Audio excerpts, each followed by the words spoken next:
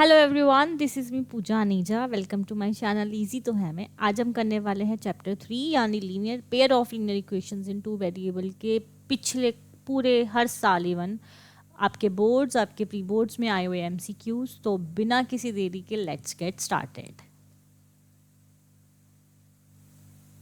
ये स्क्रीन आपको दिख रही होगी। स्टार्ट करते हैं फटाफट से कि क्या आपको इसमें पढ़ना है और कैसे MCQ बनने वाले हैं। एक ही तरह के MCQ बनते हैं हमेशा और घूम घुमा के वही आ रहे हैं, तो 1 नंबर या 2 नंबर के MCQ बन जाते हैं। तो जल्दी से हम इसे पक्का कर लेंगे, ठीक है। इस पूरे चैप्टर में आपको ये पढ़ना है कि अगर आपकी लाइंस पैरेलल है, लाइंस इंटरसेक्टिंग है और लाइंस कोइंसिडेंट है तो कंडीशन क्या होगी।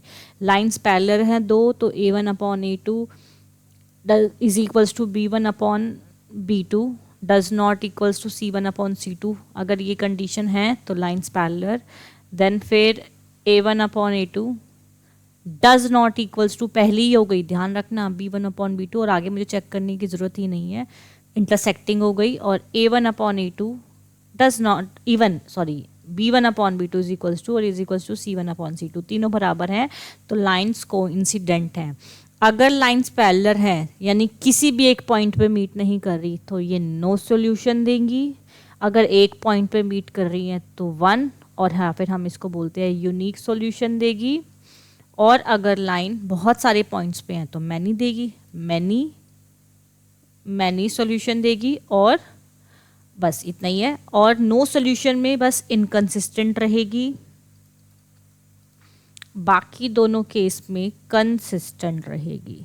ये बस यही पूछ रहा है घूम घुमा के। अब देखो इससे कितने सारे क्वेश्चन बन जाएंगे और आप करोगे उसे जल्दी से सॉल्व, ठीक है। ऐसे ही बार बार क्वेश्चन आ रहे हैं और एक क्वेश्चन तो ऐसा है जो बड़ा अमेजिंग है, हर बार पूछता है और बच्चा में भी गलत कर देता है। तो हम स्टार्ट करने वाले हैं क्वेश्चन नंबर 1 से। A pair of linear equation this, और दूसरी है A2x, ये जो भी है A1x B1y C1 is equals to 0 और दूसरी line is set to be inconsistent. अगर वो इनकंसिस्टेंट है तो इसमें से कौन सी कंडीशन होगी। अभी मैंने बताया एक ही केस में inconsistent, that is parallel. Parallel की कंडीशन ये तो नहीं होती, ये इंटरसेक्टिंग की कंडीशन है, कोइंसिडेंट की कंडीशन है, फिर से इंटरसेक्टिंग की कंडीशन है, क्योंकि वही है, सेम चीज़ है। ये तीसरा वाला भी कट रहा है तो हमारा नहीं, ये तो कोई कंडीशन ही नहीं है एक्चुअली, है ना। तो हमारा ये है बी ऑप्शन, पैरेलल लाइन में इनकंसिस्टेंट होती हैं, ठीक है। Next, graphically the pair of linear equation. अब क्या ग्राफ थोड़ी बनाएंगे एक नंबर के लिए, जल्दी से कर लेते हैं। 7/21 होगा और कौन A1/A2 7/21 होगा, जिसे हम 1/3 भी बोल सकते हैं। B1/B2 मेरा होगा -1 और इधर से अपॉन -3 कट गया। C1/C2 मेरा होगा इधर आके -5 और इधर आके -10, तो ये हो गया 1/2। देखो 1/3 1/3 1/2, कौन सी condition, A1/A2 is equals to B1/B2 does not equals to C1/C2, parallel, ठीक है। बहुत आसानी से होते हैं इसके MCQs। The pair of equation 3x have unique, देखो फिर बताना है कि इनमें से क्या है कि यूनिक सॉल्यूशन है। कुछ भी बताना है मुझे, सॉल्यूशन है नहीं है तो भी मुझे कंडीशन चेक करनी पड़ेगी। फटाफट करते हैं। A1/A2 3/5, B1/B2 3/6, 1/2 हो जाएगा। B1/B2 -5 इधर का और +10, देखो पहली कट गया। मैं आगे का क्यों चेक करूं, हालांकि ये -1/2 है और ये 1/2 दिखने में सेम है, but 1/2 does not equals to -1/2। भाई 1/2 डज नॉट इक्वल्स टू -1/2, तो लाइन क्या है, यूनिक है, मतलब इंटरसेक्टिंग है। इंटरसेक्टिंग है तो कितने सॉल्यूशन देगी, ऑब्वियसली एक ही यूनिक सॉल्यूशन, ठीक है। द पेयर ऑफ इक्वेशन, मेरा फेवरेट क्वेश्चन और मोस्ट कह रही हूँ मैं से, देखो कितने स्टार लगा चुकी हूँ मैं से, मोस्ट इंपॉर्टेंट क्वेश्चन है हर बार प्री बोर्ड्स में ज़रूर। इस साल भी जहाँ तक चांसेस है बोर्ड में ऐसा है कि कितने सॉल्यूशन आएंगे इसकी, ये क्वेश्चन आ सकता है। एक बार समझो, देखो the pair of x is equals, ये भी एक इक्वेशन है इक्वल्स टू 0 और ये equation x is equals to 5। एक बार थोड़ा सा इसे डिटेल में समझाऊं कि क्यों इसका आंसर जो है वो नो सॉल्यूशन आएगा। देखो x इज इक्वल्स टू 0 जो है वो ये लाइन है, ये कैसे पता मुझे? पूरी वाई एक्सिस पे एक्स जीरो होता है, ये वाली लाइन हो गई जो मेरी, वो मेरी x is equals to zero हो गई, और ये वाली लाइन मेरी y is equals to zero हो गई। अगर x is equals to zero मेरी ये लाइन है, दूसरी लाइन क्या है? x is equals to 5। अच्छा, x इज इक्वल्स टू 5 कहाँ होगा? ये 1, ये 2, ये 3, ये 4, ये 5। तो x इज इक्वल्स टू 5 अगर लाइन मुझे ड्रॉ करनी होगी तो ये बनेगी, 6 करनी होगी तो ये, y इज इक्वल्स टू 3 एक लाइन ड्रॉ करनी होगी तो वो ऐसे बनेगी। क्या ये दोनों लाइन्स पैरेलल नहीं है? पैरेलल है तो क्या? No solution. सिंपल सी बात है, इसलिए इसका आंसर नो सोल्यूशन। अगर x और x नो ही सेम वैल्यू दे रखी है, हमेशा आंसर नो सोल्यूशन आएगा।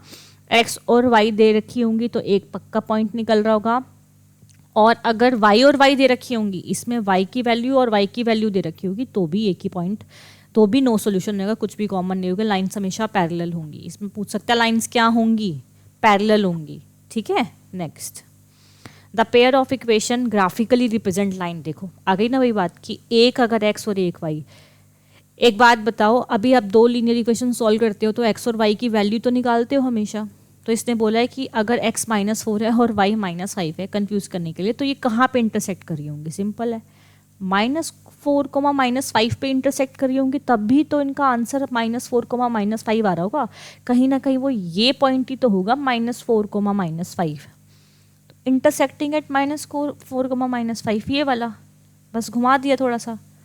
The value of k for which the system of equation this.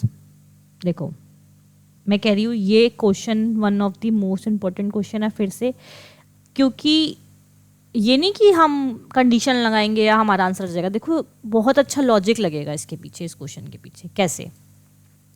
कह रहा है कि k की वैल्यू बताओ अगर इसके जो सॉल्यूशन है यूनिक है। ओके, हमें तो पता है कि यूनिक की कंडीशन तो ये होती है, ये वाली। अभी तक तो आप जितने भी एक्स वाई जेड की वैल्यू निकाल रहे हो वो इज इक्वल्स टू का साइन पर निकालते हो कि के ये आ गया, के वो आ गया।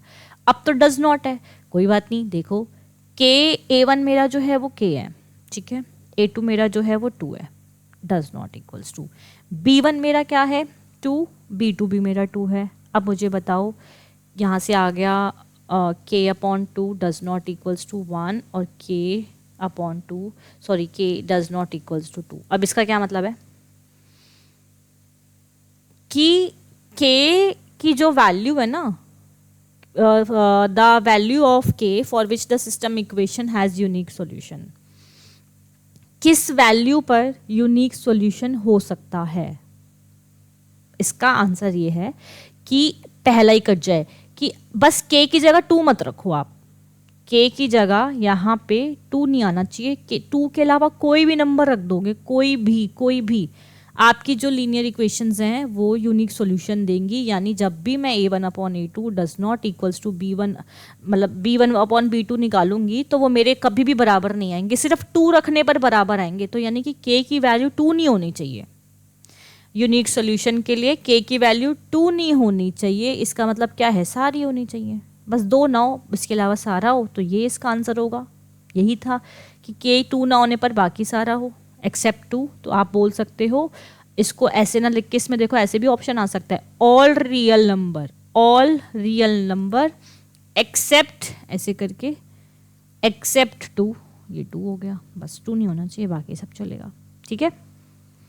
If a pair of linear equations is consistent, then lines will be। बताओ अगर पेयर कंसिस्टेंट होंगी तो दो ही केस में होंगी, जब वो इंटरसेक्टिंग होंगी, जब वो कोइंसिडेंट होंगी। क्या ऐसा ऑप्शन कहीं है? ऑलवेज कोइंसिडेंट नहीं, पैरेलल में तो कंसिस्टेंट ही नहीं होती, ऑलवेज नहीं, इंटरसेक्टिंग और कोइंसिडेंट, इनमें से कोई एक होगी तो ही लाइन कंसिस्टेंट होगी। ठीक है। The value of k for which the system of equation this has infinite many solution। पहले कंडीशन लिखो हमेशा many solution की क्या होती है। ओके, x1 दूसरे वाली का k+1, b1 k+1, b2 9, C1 -5, C2 नहीं, ये हो जाएगा माइनस ऑफ, इधर लेकर आओ, माइनस ऑफ 8k-1। ठीक है, आप चाहो तो इन दोनों को सॉल्व कर लो, k की वैल्यू निकाल दो, और आप चाहो तो इन दोनों को सॉल्व कर लो, k की वैल्यू निकाल दो, एक ही बात है। देखो k+1 का होल स्क्वायर हो जाएगा और ये 9 हो जाएगा। तो k+1 का होल स्क्वायर जब इससे हटेगा तो √9 होगा, और √9 क्या होता है मेरा, √9 मेरा होता है 3। तो k = 3 - 1, 2 आंसर आ गया। सिंपल था ये, ज़्यादा आसान था। इसमें क्रॉस मल्टीप्लाई करोगे k+1 को, फिर पहले तो माइनस बाहर रखोगे, फिर k+1 को 8k-1 से करोगे। तो मैथ्स किसका अच्छा है, जिसको पता हो, जिसको फ्लेक्सिबिलिटी आती हो मैथ्स में। फ्लेक्सिबिलिटी क्या, कि भाई इधर से नहीं हो रहा तो इधर से कर लूँ। जिसको ये चीज़ पता है ना कि आंसर सिर्फ इस पे रिजिड नहीं है, मैं कैसे भी आंसर निकाल सकता हूँ, बस सही होना चाहिए, तरीके से होना चाहिए, इस पे ना निकाल के इससे निकालूंगा। कुछ बच्चे रिजिड हो जाते हैं वो तीनों को, और कुछ बच्चे तो ऐसे हैं जो इसको भी करेंगे, इसको भी करेंगे, आंसर 2 ही आना है। जब आंसर एक ही बारी में आ गया तो वहीं खत्म। तो फ्लेक्सिबिलिटी बहुत ज़रूरी है मैथ्स में, कि मैं कुछ भी आ जाए, मैं कैसे भी करके क्वेश्चन को ऐसे नहीं तो इस तरीके से कर लेता हूँ। ये बेस्ट वे होता है क्वेश्चन सॉल्व करने के। ठीक है, next, the graph of x = -2 is a line parallel to, अभी देखा, अभी मैंने बताया था आपको।